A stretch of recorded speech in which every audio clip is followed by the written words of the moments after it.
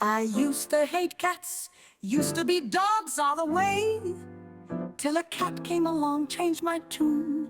Now I say I prefer cats to people, and cats seem to prefer me too. Hello there, cat people. Welcome to episode 78 of the Shelter Cats podcast. I'm your host, Dan the Catman, and joining me as always are my co-host, Michelle the Meow Maven. Hi, Michelle. Hi, guys. Stephen Quant, our executive producer and cat behavior expert from catbehaviorhelp.com. Hey, Dan. Hi, And, Michelle. and welcome to episode 78. Before we introduce our guest today, two pieces of business to take care of. Michelle, after you. The Shelter Cats podcast is proud to be part of the Chewy Shelter and Rescue Affiliate Program. Chewy's mission is to be the most trusted and convenient online destination for pet parents and partners everywhere. Chewy is passionate about supporting animals and making a positive impact in communities across the country. Local shelters and rescues oftentimes serve as a first home or provide continued support to pets. That's why Chewy is committed to supporting organizations that benefit the overall health, safety, and well-being of shelter and rescue animals. Please click the link in our podcast description or on our website. You'll not only be helping your local shelter, you'll also help support this podcast. So thank you, Chewy. Thank you, Chewy. And also, as always, we have a website, sheltercatspod.com, sheltercatspod.com. You get links to all the platforms we're on. You'll get links to all the resources from past guests. And we have a merch shop. Plenty of merch, all kinds of merch that Michelle designed herself. So don't be cheap. Get some merch. Makes a great gift for you or your loved one or your cat. So go to sheltercatspod.com. So our guest today is Sheila Massey, who is the president and founder of Hard Hat Cats. Thanks to Sadie, a black kitten who changed her life, Sheila began doing TNR in 2008 in New York City.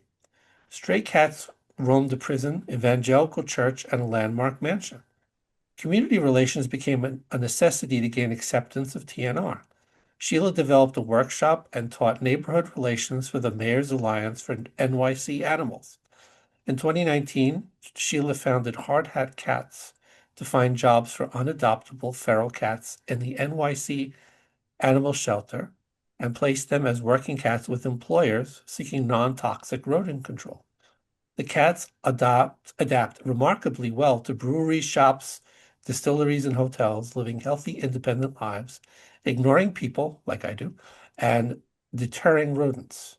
Prior to becoming a cat lady, Sheila conducted fraud investigations of multinational corporations in the U.S. and abroad. She has a Bachelor of Science cum laude in mathematics and MBA. So without further ado, we will now go to our interview with Sheila Massey of Hard Hat Cats. Everybody say meow. Meow. Meow.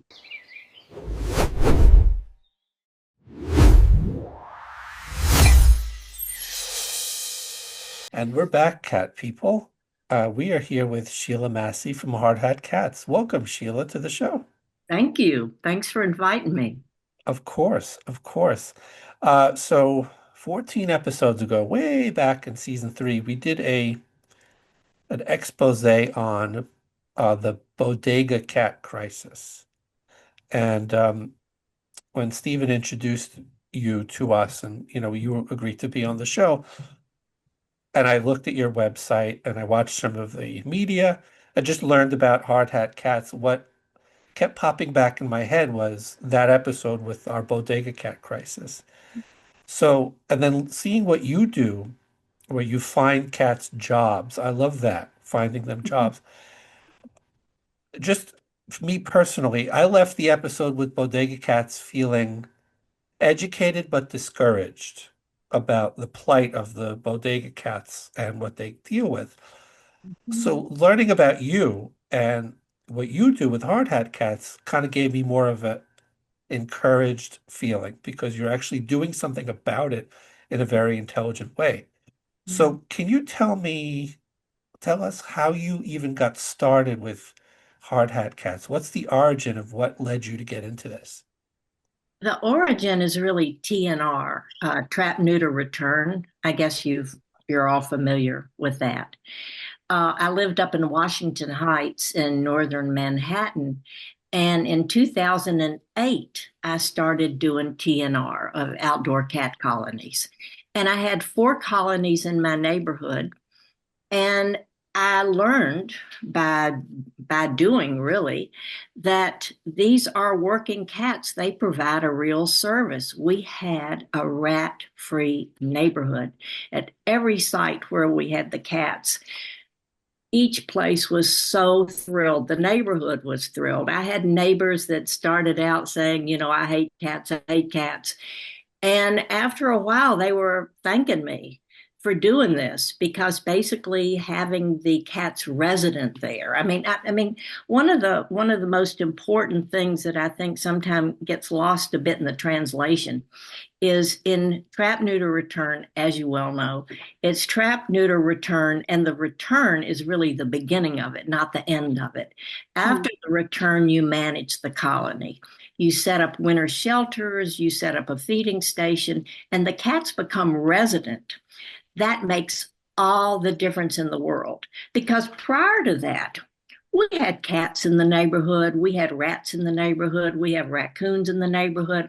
All of these animals in an urban setting, they mingle quite freely. They get along, kind of keep their distance, but they all interact. They cohabitate together because there's plenty of food on the streets. It's urban settings. You've got a food source. You've got the garbage bags. Right. So you've got cats and rats mingling. Once you have a resident cat colony, and that means the cats who, as you well know, are really opportunist, they figure it out. Hey, I got it good here. I got For sure. shelter. I got good food every day. I got people who are looking after me every day. So they stick around. And that makes all the difference. They mark their turf. They consider it their turf. They stay there. They live there. They may roam a little bit in the neighborhood, but they come back.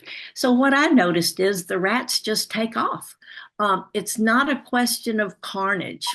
It's not that, these cats are killing rats all the time.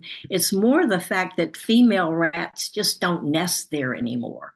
So the female rats take off, the males follow, and you just do not see rats around. For example, I went to a community meeting down in Chelsea once because it was one of these big kind of community protests about the rat problem in Chelsea. And the Department of Health was there and, et cetera. And people were complaining about coming home late at night and just rats just running over their feet. You know how it is. And you go into your building and there are the rats in the courtyard. They're just a presence and they're a very bold presence. But we did not have that once we had the established cat colonies. So what I realized was once you have resident cats, that makes all the difference in the world because they mark their turf and they protect their turf. I took that further when I moved from Washington Heights to Brooklyn because where I live in Brooklyn, which is kind of downtown Brooklyn, I've never seen a stray cat, but I guess because it's just a busy downtown, right?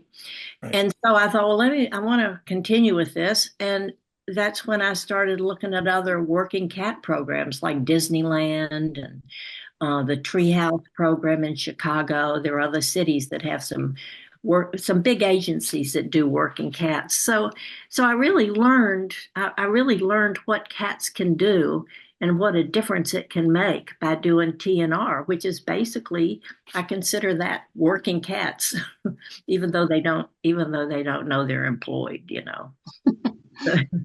And they don't get W-2s or 1099s. No paychecks. No benefits, no employment contract. I mean, they don't have any job security, for that matter. There's some downsides to it, but hard hat cats do. I mean, we have cat contracts and everything. But anyway, I did the research. I lived through that. I saw the benefits. It's a human benefit. It's not just a benefit for the cats that they have a good place.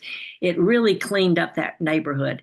And I know you said we've got 45 minutes and we're on question 1 and I'm still talking, but talk away. Take your time, please. Okay. The Department of Health refuses to add to their website when they have their rat portal and their rat, what do they call it? Their rat, some kind of a rat program where they do rat training and all of this for individuals and supers and things. They refuse to mention that having a managed cat colony, not just random people putting out food now and then, because once you have roaming animals, it's just not the same. They all roam, they interact, but it's not the same thing. Once you have a managed TNR program, it really is a rat deterrent. And I've been through this with the Department of Health and said, please, please add this to your website as a deterrent, because you owe it to the citizens to let them know that if they live in a rat infested area, there are always cat lovers and there are people that will do this for free. And you're going to clean up your neighborhood. Well, they just demurred on that. And so I asked them to come out and to check my cat colonies. I said, I want one of your inspectors to come and check. And I took them into the community garden, which is full of growth and plants and flowers and vegetables, everything, and a compost heap that normally rats would want to burrow in. Oh, wow. And they gave me a clean bill of health. They said, this would normally be a paradise for rats, but there are no signs of rats here. And then I took them to the other main colony, which was the Morris Jumel Mansion, a landmark building surrounded by a park, again with a lot of growth and plants. And again, they said, yep, rat paradise, but no rats. And you know what? They refused to change what they say. So, basically, we know it works. I've got proof it works because I've got their inspection report. And that's why I kind of thought, all right, I'm gonna start doing this on a different basis here in Brooklyn. And I started at Cats. And I started writing emails to breweries because I knew that craft brewing was a big new thing and craft distilling. And these young companies have tons of expensive grain on site, expensive grain in old buildings, in old industrial buildings. So that's the way I got started with Hard Hat Cats. That's where the idea came from. Wow. And what year was this? Do you think that that the government's reservation? Because I feel like there's a certain stigma that cats have, that outdoor feral cats have, that people that they're perceived as pests almost in many communities. Do you feel like that's a stigma that existed and that maybe still exists as to why they won't change their mentality? Well, a couple of things. Yeah, I think that's a really good point. I think that they do put cats into the pest category. They also mistakenly say, when you feed cats, you're feeding rats. Uh-huh. And so, they really don't get this fine point that I mentioned early on and that seems to get lost, that the whole thing is having resident cats that live there, that are there day in, day out, and mark their territory. The rats then leave because the cats are always there. When it's interactive, free roaming, then, obviously you would have, if you have somebody just putting out cat food randomly, there's a good chance a cat will get it. There's a good chance a rat will get it. There's a good chance a raccoon will get it. So the Department of Health always says, no, you're just feeding rats. You're feeding wildlife, you're feeding. So they really just don't understand it. And when I've put it to them and written it and explained it and shown them. Even showed it to them, yeah. I did. I showed them and I explained how it works. I said, this is the key. It's not just free roaming animals cohabitating. These cats live here. They have their turf and they're going to protect it. They have on their website, the Department of Health. Now we get to my own suspicion about this. On their website, they have a thing about how to get rid of rats. Here are key points. And they have something called a myth. And I can link this to you and send you a copy. It says, it's a myth that cats control rats. Oh, Only people can make a difference. So I thought, I really feel like this is kind of a jobs program. They don't want that, in other words, mm, the Department of Health work is very manpower intensive because if they get a 311 rat complaint, they go running out, they do inspections, and then they have meetings with the building management and the neighborhood. And so it's all this falderall of what all they do. And I mean, if you put a bunch of cats in, all of that goes, all of that. They're worried a cat's going to steal their job. I think, I think I can show you this thing that says only people can make a difference, which is ludicrous. I believe you. It's New York City. I could believe you that they're worried about that.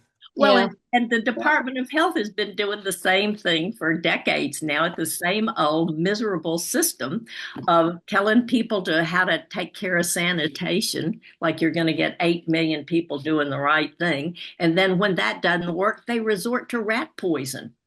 And there's rat poison. There are bait blocks all over the city. So basically, we just have poison. That's their That's go-to their thing. solution. Well, eventually it is because they say, look, we've got to starve them out by good sanitation. We've got to shut them out by having good maintenance, where building maintenance seals up and spackles every crack, right? Well, nobody's doing that. Maybe 50% of the people are doing it. I don't know. So you've got this chronic rat problem. Rats only need a half an ounce. No, they need 1 ounce of food. That's it. A rat only needs an ounce of food a day, and I can walk out on the street and find an ounce of food anytime, right? And so they don't even have to go in these bait blocks, you know? Yeah. And so we've got this poison out here, and we got the poison and the rats. That's what we've got. Thank you. So, Thank you, Department of Health. Sheila, let's back up just a little bit. Tell us a multi-part question. Tell us when you started Hardhead Cats and what kind of cats are you looking for and what type of cat qualifies for placement? Yeah, I started it was the end of 2019 and early 2020 was really the start. And I got a brewery came forward and said, yeah, we would like to hire cats. And so Which brewery was that? This was Five Boroughs Brewery. This is in Sunset Park, Brooklyn. And they had a huge brewery, 10,000 square feet. And they took 3 cats. They said they would take 2, but I work with Sarah Hollers, who kind of has a good nose for this. I tell her at ACC, look, this is what I'm looking for. Indoor cats that are used to being indoors, and feral cats, because it works. Actually, it works well for everybody. First of all, at the shelter, ACC, the feral cats are less, or let's say the unsocial cats, not people friendly. These are the least likely to get adopted because they really can't be rated for families. They're not cuddly, they're not warm, they're not approachable. They want to avoid people. And full disclosure, I work in feline behavior at animal care centers, so I encounter cats like this all the time. Exactly. That would otherwise not find a home in any way. It's a tough sell. I think ACC does a great job, Stephen's department, feline behavior, of assessing these cats, trying to enrich them, trying to, calm them down because they're traumatized when they come in, all the noise, the dogs barking, etc. So they try to bring the cat around and find its real personality. And if it's a real mushball, sweetie cat, they would rate it at level 1 or 2, that this is a family cat. It's good with kids. It's good with people. It loves people, right? Once you start getting to level 3, these are cats. These are usually the cats that become working cats, are the cats that, they avoid people. They go to the back of the den. They might even be traumatized enough to be hissy and scratchy, like, go away, go away. So they cannot, legitimately rate these cats as being family friendly and saying, hey, this is okay for your family and your kid. So these cats are basically considered good working cats, or cats that might go to people like you who are experienced, who know that when a cat's traumatized, you just leave it alone. You don't push yourself on it. So these cats get rated level 3. And Sarah told me about 3 young cats that were siblings that had flunked out of the tiny Tigers socialization program, that all flunked that socialization. So these kittens were people avoiders, and the brewery agreed to take all 3. And that was my first setup. And the way I work it is after well, kind of the process, if you want to get into that. Please. If a brewery approaches me, or it could be a luxury building, it could be a big box store, it could be a distillery. It's been a couple of gardens, a hotel in Connecticut.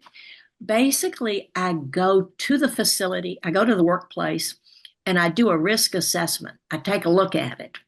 Are there hazardous materials? Probably rat poison. So we got to get rid of all of that, but there could be other hazardous stuff. What about how large is the facility? What about different levels? What about the entrances and exits?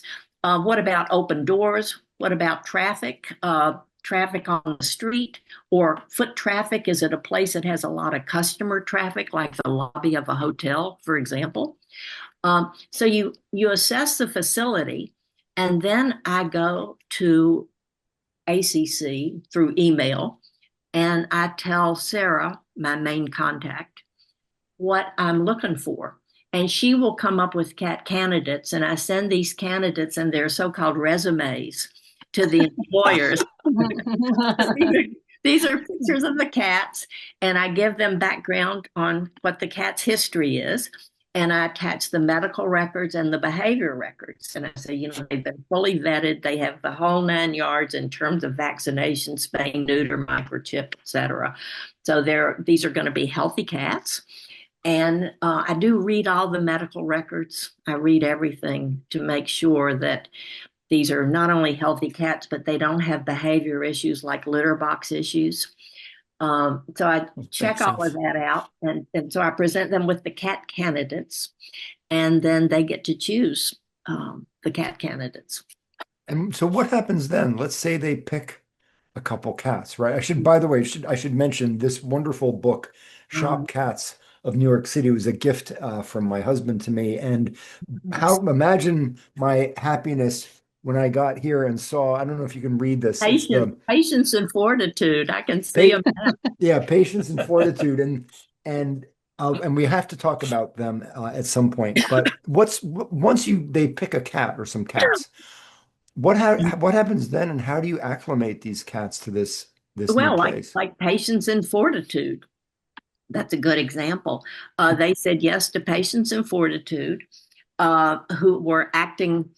We use the word feral as a shortcut, but you know what I mean. They're acting out. They're unfriendly. They're people avoidance in the shelter, acting out. They came from I think it was a 50 cat hoarding situation. Oh, wow. And so one of the good things about hoarding cat situations is that these cats have the benefit of being used to being indoors. They don't have the taste for the outdoors like some cats. They just want to get back out again. They're used to being indoors. They're used to being around a person, but obviously that person didn't spend any time with them. So they're not socialized. So patience and fortitude came from a hoarding situation. Wild East Brewing agreed that they would take those cats. And their names were Crystal and Beard, actually, coming out of the shelter, but that's irrelevant. So I arranged for the transport and the crates, and bring them to the shelter. Not to the shelter. I go to the shelter to pick up the cats, and I do the transport to the brewery. And then the thing is setting up the cats in crates. I use those large dog crates, Mm. They're about, 4 feet by 2.5 feet and about 3 feet high. And basically, each cat gets a crate unless they're already bonded. And inside the crate is a litter box, food bowl, etc. And the cats have time to get, and we put a sheet over it, over the crate, and it's just basically a typical relocation procedure. It's how you relocate a cat from one place to another, because you can't just parachute a cat in. A cat survives by knowing its territory and knowing its turf. So if you just parachuted a cat in, it would just go and hide someplace, and it may even run out the door. So you put it in a crate, you put a sheet over it, and over the next couple of weeks, they get used to the smells and the sounds of the new workplace. They get used to some nice people coming each day to clean their litter box and give them food. And you do kind of a gradual strip tease thing where you pull the sheet back a little bit the first week, and after a few days a little further, so they can look out and see things, but they can't get out. In fact, I'll just mention this now. I have hard hat cats operating procedures. This is a whole methodology in terms of how you set the cats up in the crate, how you take care of the cats in the crate, the feeding, the litter, etc. You train them to do that. I train the employers. In other words, this is nothing haphazard here. There's a whole thing about how you handle the cats in their crate, because this is their orientation period. Little things like I say, you feed them wet food and you put water in the wet food. You don't put water bowls in the crates because they're going to kick them over and it's going to be a total mess. So I train them, about putting water in the wet food only as a diet when they're in the crate for sure. The sheet thing, there's a section here on cat etiquette, and it's not cat etiquette for the cats, but it's cat etiquette for the people. Mm-hmm. Basically explaining, I have, I'm dealing with people that may not be cat people, these are business people, and they want cats for a business reason. And I can sense when I'm talking to them whether they're kind, steady, nice people too, but they may not have ever had cats in their lives. And I tell them, feral cats make the best employees. This is one of the selling points, because they're not going to bother, since they're not people friendly, they're not going to bother your employees during the day. If you have customers, like if it's a shop, they're not going to be schmoozing with the customers. They're not going to be underfoot like when I just interviewed somebody last week. I went to his warehouse and he was concerned because he has goods transiting in and out, and he's worried about all the forklifts. And I said, these cats are going to sleep during the day and they do their work at night. And so for people that have not had cats in their lives and maybe don't understand cats or know, you really kind of have to tell them, look, with feral cats, you don't stare at them, you don't make eye contact, none of this grabby stuff, trying to pet them. You just leave them alone and let them settle in, and they will socialize themselves eventually. But meanwhile, you don't have to, there's some employers that worry about, well, maybe some of my employees don't like cats, they might be allergic, or some of the customers, they don't want cats rubbing up against them. So I make the feral cat thing a real selling point at the beginning, that this is a real plus. You're never going to have liability, where the cats are going to go after people, because they're going to ignore you. So you just let them do their thing at night. So, the operating instructions help in terms of how to handle the cats in the crate. They usually stay in the crate actually about a couple of weeks. I know some people think it should be 6 weeks, but I just think that's ridiculous. So I've never done that. So, they get oriented, they get comfortable, they can see it's a safe place, safe people, they're used to the smells and the sounds. And then there's a whole procedure on release. In other words, you don't just open the door one fine day. It's a little bit of a kabuki dance in terms of before you leave one night, you don't feed them dinner, but you put some little plates around with like a scoop of food in it, in part of your space. And before you turn out the lights and shut the door to go home, you open up the crates. They're going to be hungry. So they're going to walk around because they're going to find the food. But it also gives them a chance to start exploring when nobody's there. They can check the place out, start marking their turf. And you do this for 3 or 4 days. The next day when you come in, you make your usual food sound, breakfast, breakfast, so they'll come back into the crates to get their breakfast, which they do. Once in a while they don't, but that's another thing we may not have time for. I've got procedures for that. But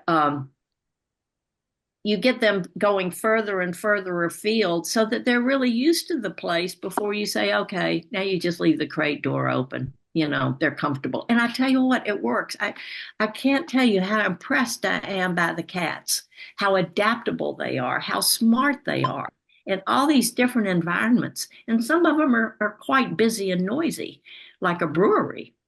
So, Sheila, you're amazing. Do you want to talk a little bit about patience and fortitude, a little bit about their story? Is that something you'd like to share with us? I saw a picture of which one's the orange one?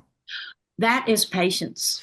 I saw Patience in a groomer's harness, Yes. and they were trying to groom mats out of his fur, and I'm just, you want to tell us a little bit about them and how are they doing?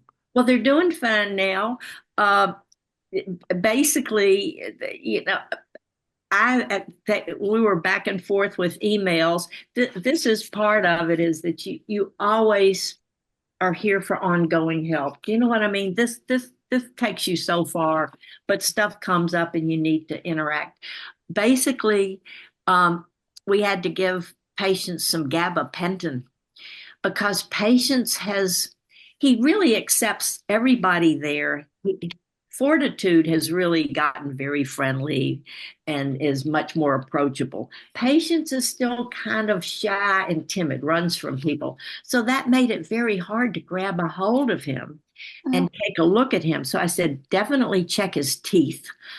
Why does he have mats? Does he have a dental problem? Is he not grooming himself? That would be my first concern. So they did check that, and that didn't seem to be a problem.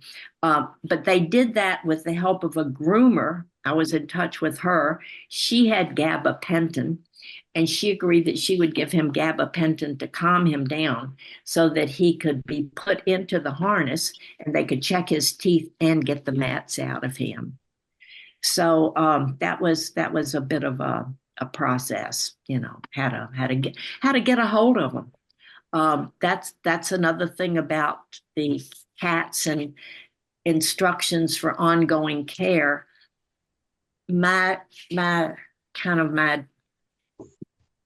saying to the employer is, look, they came out of ACC healthy. I'm giving you healthy cats. Your job is to keep them healthy with good food. Don't scrimp and start giving them commercial dry food, the colored meow mix or something like that. And a lot of hands-on tips of things that they can do themselves in terms of taking care of the cat so that they don't have to go to a vet. Because this is when it gets tricky. When you have a cat who settles in like Patience, but still is not going to be a cat you can pick up. You can't get him in a carrier without a lot of struggle. So there are a lot of things you can do hands-on yourself, and that's in the operating instructions too, just so they can take care of the cats. There are a lot of common sense things you can do. Now, who's responsible for medical care for these cats after they're hired? Is that you or is that the They employer? they're in they sign a contract with me that basically it's an adoption. I say it's an employment contract, but it's an adoption. And I say, this is, that cats can live to be 20 years old. This is a lifelong adoption, and you're responsible for health care.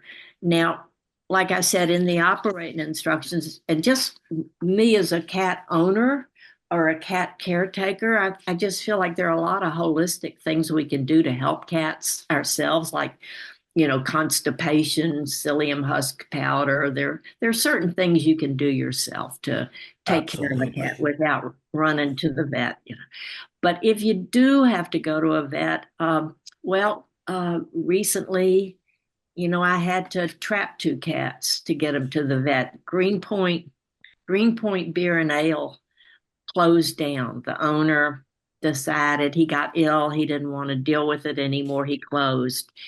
And he offered to pay for a veterinary visit for the two brewery cats, Benji and Anchovy. Now, Benji and Anchovy. That's great. the two brewers that worked there, Jesse and Mike, they were just fabulous with the cats. I just can't tell you, as much as I'm talking about feral cats are the best employees, they avoid you during the day, after a few months, everybody falls in love with the cats. The cats, depending on the temperament, like patience or anchovy in this case, some of them stay very shy, but they like their caretakers. They like and accept the caretakers, but they aren't pick upable. So the owner of the brewery said, yeah, I'll pay for a veterinary visit, because Jesse took Anchovy and Mike took Benji. And so I had to trap them. It was Took them home? no, well, yeah, took them home. But we did a full vet check first because they wanted to be sure both cats were healthy because they had cats at home. So they said, let us have a veterinary checkup. So that's fine. That was really nice of the owner to pay for that. But I had to trap the cats to get them. Yeah. So it only takes two people to run a brewery? Oh, Apparently. no, these two were the head brewers. There were I other see. people. Yeah, these are the people. These brewers are chemists. They are working on the chemistry all the time. You should see them making their calculations, and it's amazing. I never realized that before, what they do. And of course, they're always mixing in new flavors and citrus and this and that, the other. So Some of they're them are very good. Does Wild East Brewery ever do tours? I think they do. I know they have events. I know they have lots of events like Hmm. music nights and puzzle nights and Oh, different things. I think they have tours. I think they have tours. I'm not sure. okay. So these cats live there full time. Absolutely. This is Do their the home. This is their uh, home. and they generally do their work at night. The employees leave and they're like, "All right, guys, we'll see you in the morning. The place is all yours." Yeah, Is it kind exactly. of like that? Exactly. That's it. And of course, as I said, usually the employers fall in love with the cats and they end up having all these little cat nookie holes and hidey holes and cat beds and places. And, the cats get do real well and get spoiled. They, I have heard of studies that having cats in a workplace does wonders for the employees, even taking out the fact that these cats are helping with the rat problem. And I want to ask about the rat problem in a minute for people. Believe it or not, we have an audience outside of New York. So I want to yeah. discuss that in a minute. But I have heard of studies that just having cats at your place of work does wonders for the employees, like mental health and morale. Yeah. So, even though they're also helping, they have a job to do. Just hearing that these employees are just loving the cats and fall in love with them, and two of them took them home. Oh, yeah. Oh, this You know, happens all the time. I'll be honest, Dan, that was unexpected. When I went into this, my main goals were I want to pull cats from the shelter. This gives another outlet for certain cats that are not family cats. I want to pull those cats, and I want to get rid of as much rat poison. Let's get a non-toxic environment here. So those were my goals. It was the employers who came back to me and talked to me about the employee morale, how people look forward to coming into work because of the cats. I really hadn't anticipated that part of it. and how many Amazing. cats have you gotten jobs for About 60 now. since Mm. 2019? Six, yeah, it was December 2019, yeah. And, are you concerned that some of them might unionize? Well, actually, they did. Yeah, The cats, not the people. they insisted on belonging to the New York City Brewers Guild. They wanted representation. So the Brewers Guild, Hard Hat Cats is a member of the Brewers Guild. I approached the president and I said, the cats are pushing. They want representation. They're working. All the, That's great. their job's 24/7. You only do 8 hours, but the job, the cats are there all day, right?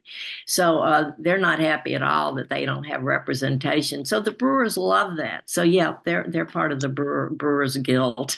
That's Sheila, adorable. Sheila, you're the best. You've just become one of my favorite guests we've had on the show. Well done. Thank you very much. Well, 60 you cats. reminded me. It's so rich in terms of, what comes up. I know I just don't think of a million things when we get And off there. I'm delighted that you take cats from ACC, but can you explain why you don't work with other rescues? Is there a specific reason why you are completely aligned with us, or you just want to help the city That's shelter system? Yeah, I just want to help the city shelter system because I think for some cats, the shelter environment just doesn't work and then they deteriorate.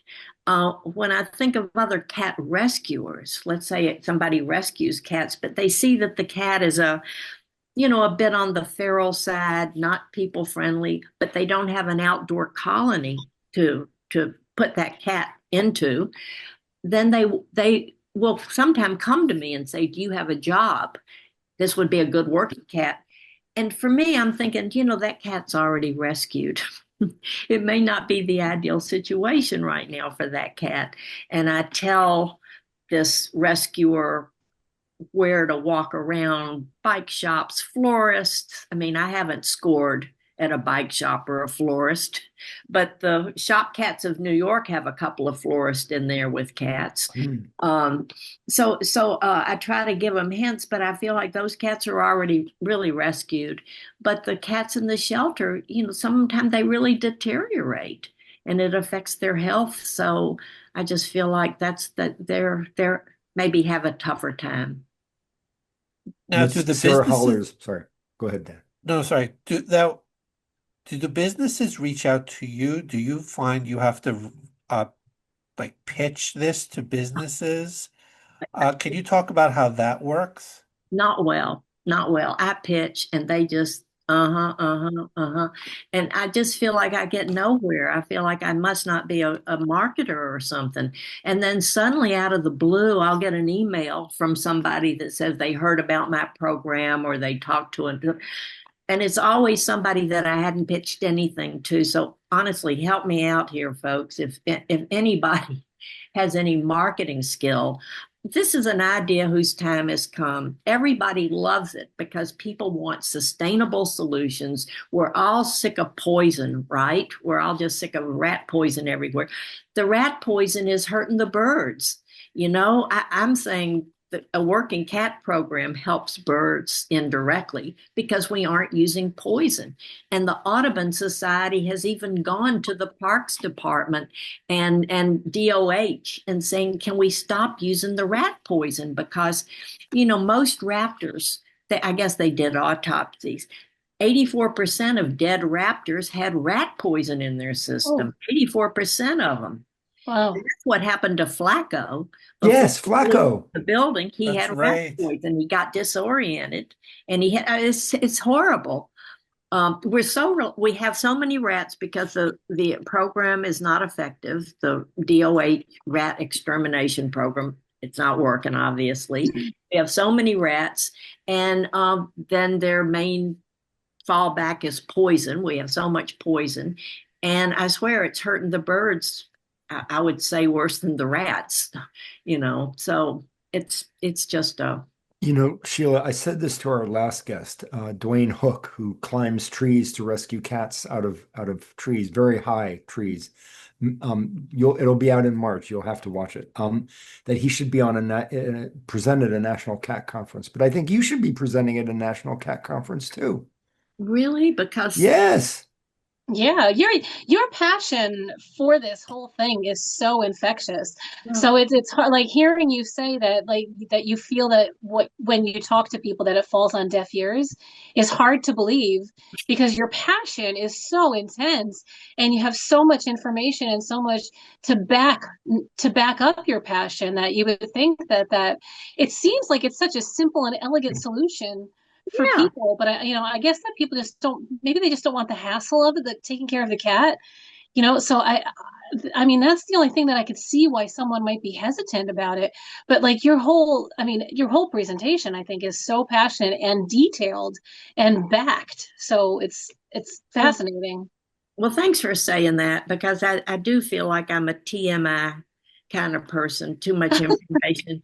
And, to some extent, I mean, I do try to keep it simple when I make my pitch. I don't know if their problem is because they're running a business that they have so many concerns and considerations. Is it customer liability that they're afraid a cat's going to run out and scratch somebody? I don't know. I don't know. I feel like the people who have done it are so glad because they feel like they're contributing to the social good. They're taking cats out of the shelter. They're getting rid of poison, right? It helps the environment. There's so much that comes of it, and I feel like, they feel good about themselves doing this. And they do fall in love with the cats. The cats are always getting employee of the month, even though they don't That's work great. that Maybe hard. we can actually help you. I mean, there are thousands of people listening to this right now. Yeah. I mean, thousands and thousands and thousands. And maybe some of them will want to get in touch with you. And is it true that, because I don't know, I'm just asking, that these cats aren't really suitable for office life? Like No, no, they could be in an office. I feel like they could. Yeah. I really feel like they could. Yeah. I mean, there aren't going to necessarily be mice for them to scare Oh, away, I don't but know. People now, they eat at their desk all the time. I feel like a lot of offices have problems, okay. So all of you out there who work in an office, you have to contact Yeah, hardhatcats.org and exactly. sign up. Well, Keep I mean, so it's it's a actually funny. So like maybe a month or two ago, I don't work in an office. It's kind of like a small manufacturing place out here on Long Island. And we actually had a couple of mice that appeared in our shop. And of course my coworkers all know I'm the cat lady, like I have the cats at home. And immediately they're like, "Oh, do you want to bring your cat in here to take care of the?" But my cats are so spoiled, indoor cats. I can't even imagine them in that environment. But as we're talking about it, I'm like, oh, it's really quite, I'm trying to envision in my environment where I work how a cat might survive and thrive in that and succeed, in that environment. Well, So, imagine that some corner of the office has a little cat shelter. Whatever that is, it could be a styrofoam box or something that it can sleep in during the day because we all need to get away from each other mhm. at some point, and we need our privacy. So the absolutely. cat would have its little corner, and it would have a litter box and a food bowl and a water bowl.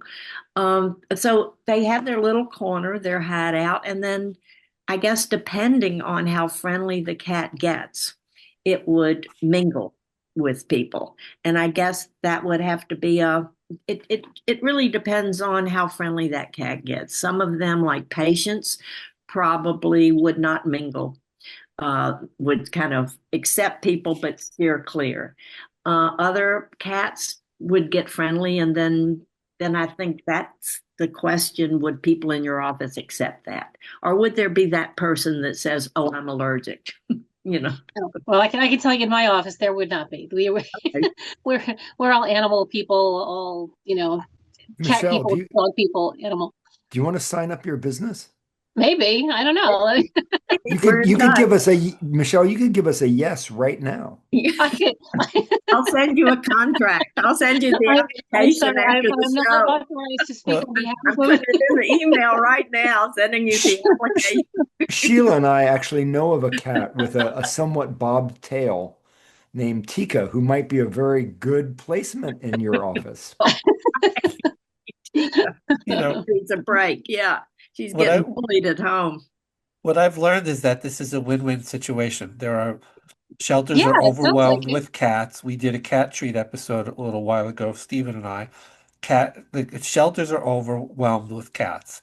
Not every cat is going to make, a cuddly house cat like our cats. There's also a rat problem in New York City, and other cities like New York City, but specifically New York City has a rat problem that is getting worse. Am I right?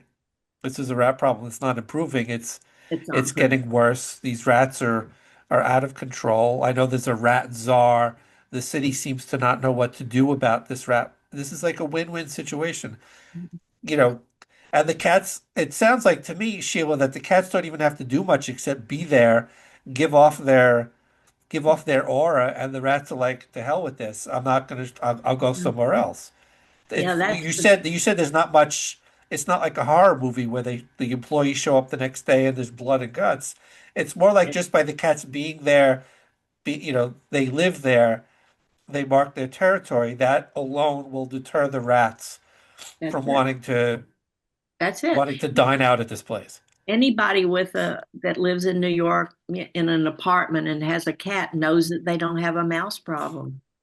It's pretty straightforward. You have cats in your apartment, you aren't going to have a mouse problem. Just by the scent of the cat, just by Yeah, the yeah, just by the cat being there, yeah. marking its territory, the rat will react to the scent of that the cat has given off by marking the territory. Am I correct? Absolutely.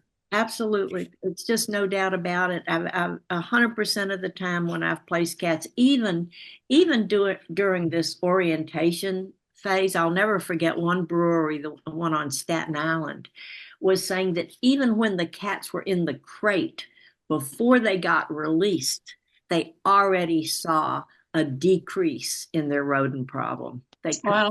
already see. And I was shocked. I learned Wow. something all the time.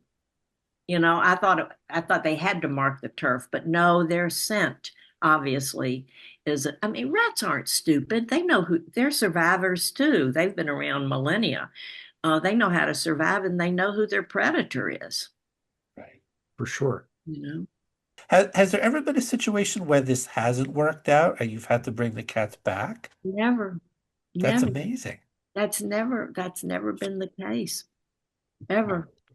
When Th- I was looking at this, I was thinking, it's really 100% satisfaction because it works. It's nature's solution. I can't explain the Tyler thing though. That's kind of every once in a while I'll hear about something like that, but I don't understand it. Dan and Michelle, can we agree that Sheila is amazing? Oh Oh, yeah, dude, for oh, sure. come on. No, the It's cats a it's a are gr- amazing. I'm just a it's cat employment agent. That's it. I just match make the. Well, somebody has to do it, Yeah.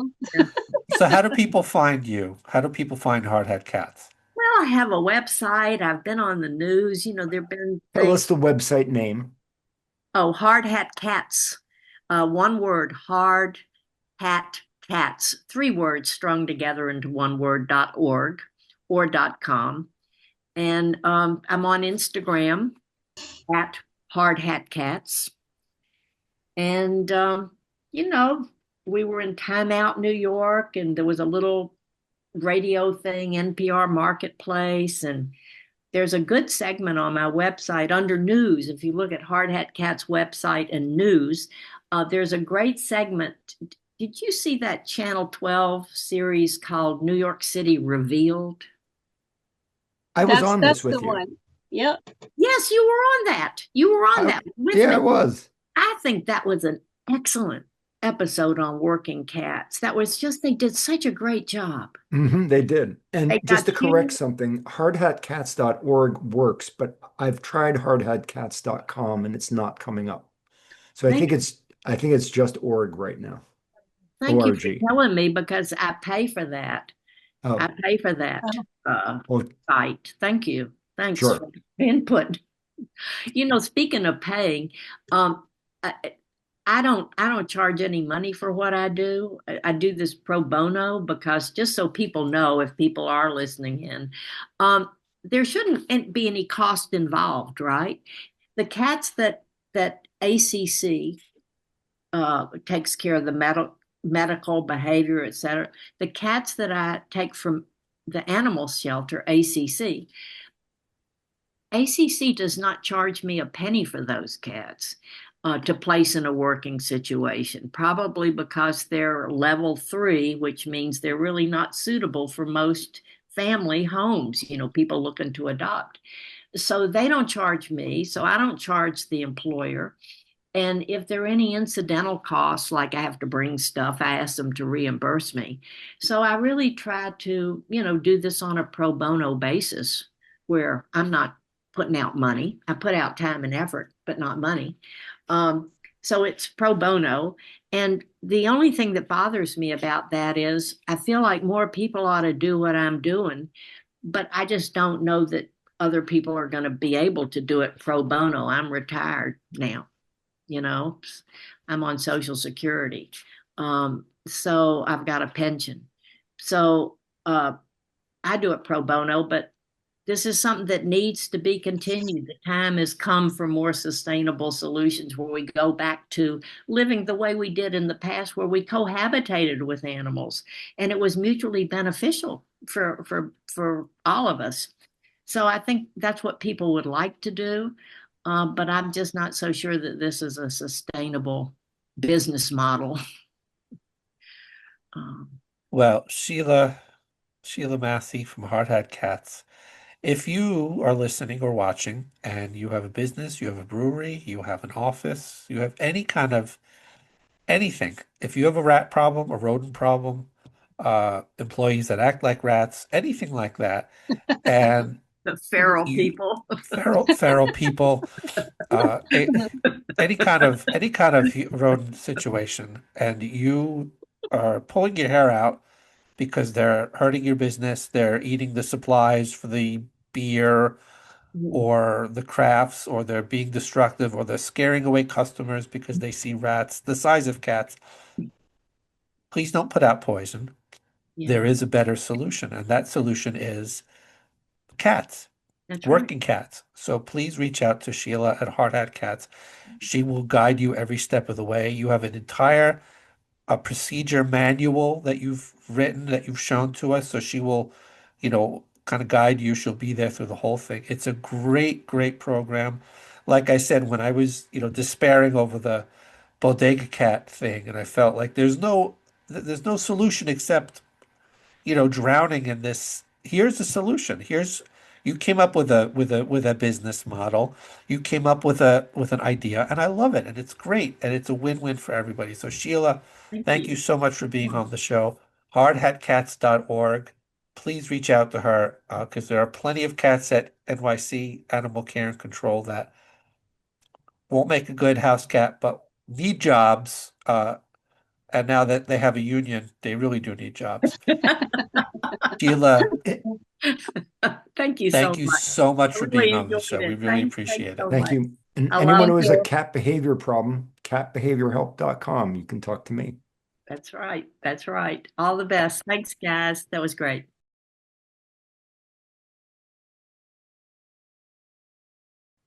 I can tell you the only rodent problem I ever had was in my first apartment. There was I had a cabinet above my stove, and I had boxes of pasta because I was young and dumb. And my first cat, the reason why we have this podcast, my very first cat, Tyler, was useless when it came to the rodent population because Oh, dear.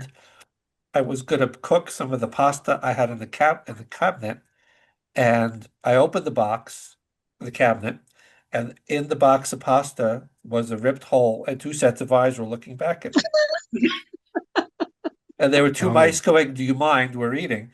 So I go, "Oh no, close the thing," and run out because I'm a scaredy cat myself. And my cat, Tyler, slept through the whole thing. Good Lord. Good And it turned Lord. out, my landlord had to go in and put steel wool Oh, to keep the Lord. space, the little space that they were slipping in above my stove. So I could tell you my shelter cat, Tyler, would have failed in your program That's so, because that's, he woke up 2 hours later like, what are you carrying on about? Did I miss something? Is this something that happened? I'm like, dude, what are you here for? and I So couldn't even understand that, how that was that the rats would even go in, or the mice would go in there with him in there. How long? Because he had been in your he had apartment been there for a for while, I years. guess. They slipped in through a Yeah. tiny little hole that wasn't sealed properly, and they Oh, had a feast on my dry food, my own dry like pasta and rice or whatever I had up there. it's disgusting. And he would have failed because I guess he didn't give off enough pheromones or I don't know. they didn't perceive him as a threat. So shelter cats like him, friendly cats maybe don't work out. No, I But really don't think it's friendly versus feral. I really do think it's the cat scent, and I don't understand about Tyler's, he was a whatever. good cat in every other way. I used to hate cats, used to be dogs all the way, till a cat came along, changed my tune. Now I say I prefer cats to people, and cats seem to prefer me too.